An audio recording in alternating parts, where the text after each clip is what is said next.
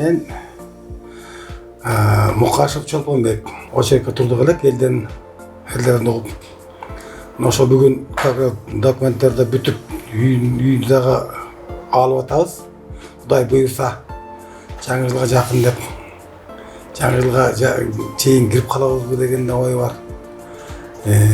Балдарга ошо эстеген келечек кооперативдин жамаатына чоң рахмат.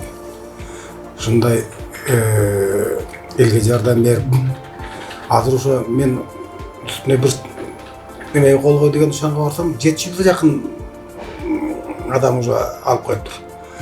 Келгиле.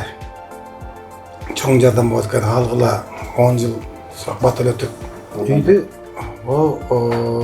Орок бир деген жер тоо жакыныраак абасы таза жерден тандап алдык ошол жерден. Документи бүгүн бүттү. Муну ошо баламдын досторунан калган экен экичөө. Анан биз да ошону көрүп күнгөндө болот экен, алар да бизге айтып. Анан ошого келип калганбыз. Анан буюрса муну алып атабыз. Мен билгенде тааныгандар келип үй алам десеңер, ошоңо келсеңер балдар жардам берет. Өзүм көлдөн жетөбүздөн болом.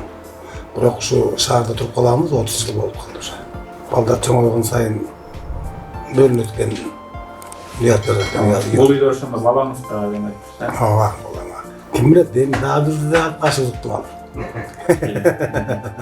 Эми Ошол келечек жамаатына чоң рахмат. Ишиңер ийгиликтүү болсун, көп жакшылыктарды жасай бергиле.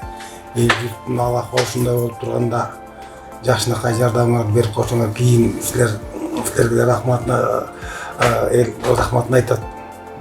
Рахмат, мындай бата менен элге өрөт дегендей батаны көп алып турула балдар.